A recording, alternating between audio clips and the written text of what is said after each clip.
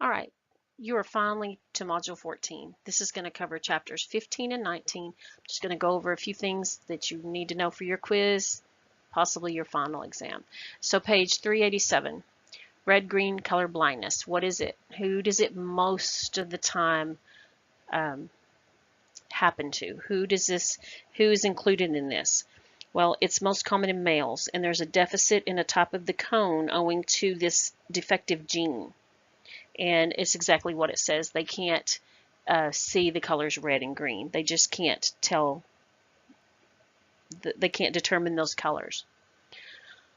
All right, let's look at trachoma, page 389. This is usually causes this is an eye infection caused by chlamydia trachomatis. It is the most common cause of vision loss globally, but it can be treated very easily and it can be prevented very easily. It's a hand washing, sanitary thing. So with this, the patient was going to have a very scratchy eye, but there's not going to be an exudate. The eyelashes, because of these vesicles that form on underneath the eyelid, will cause the eyelashes to turn inward, and that they sit there and they scrape against the cornea. Left untreated, it can cause total vision loss. Look at page 388 and define astigmatism. Any of those definitions, but for sure I know you need to know that one. But look at all your definitions. You have to know what they mean. Page 390.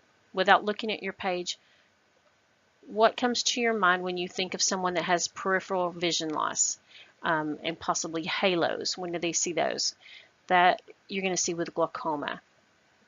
And mainly the patho behind that is that the anterior portion of the retina is damaged because of the increased intraocular pressure, and that causes that peripheral vision to be lost. And a lot of times people won't notice it until they're actually screened for it, because when something occludes your vision, our normal reaction is to turn your head more. So they don't even realize that they've lost that peripheral vision a lot of times until a doctor scans them and says, oh yeah, you have glaucoma. These people have to be very meticulous in their medications. The time they take it every day. You don't miss your eye drops. That prevents that pressure from damaging and making their vision worse. Cataracts. What happens to the lens of the eye in a cataract? Most of you know somebody that has had those. They just become real cloudy, and when you look in their eyes looks like their eyes are white, but it's just the lens that has been covered. It affects light transmission, but we can fix that with artificial lenses. Page 393, detached retina. This is when the retina is torn away from the underlying choroid. The fluid then builds up behind that tear, and that retina can't function because of the loss of blood supply from that choroid. This loss of function results in black areas in the visual field. It can be reversed. It is an acute condition. It can be reversed if it's treated promptly. If not, they will have permanent vision loss.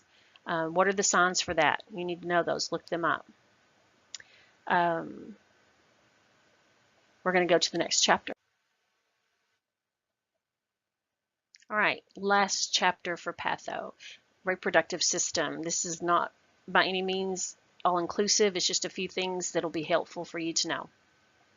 Page 519, prostate cancer.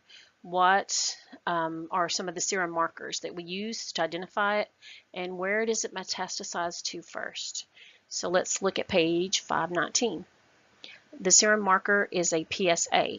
It's a prostate-specific antigen, or there's also a prostatic acid phosphatase.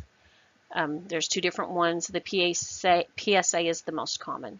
So the first site of metastasis for this is you're going to see to the bones, and in dealing with this, they're going to be doing bone scans to detect that, to see if it has metastasized.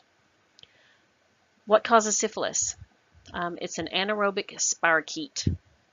There are 4 stages. The first stage, there's a chancre. That's one of your terms on this page as well, which is a painless, firm nodule that develops at the point of contact.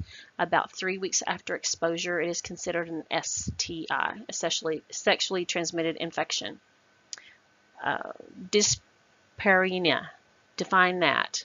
What are the causes? There are other definitions on that same page, and I didn't write that page down. but there's several definitions on that same page that you need to know. We already talked about the chancre, and then metrorrhagia on page 527 is simply bleeding between menstrual cycles.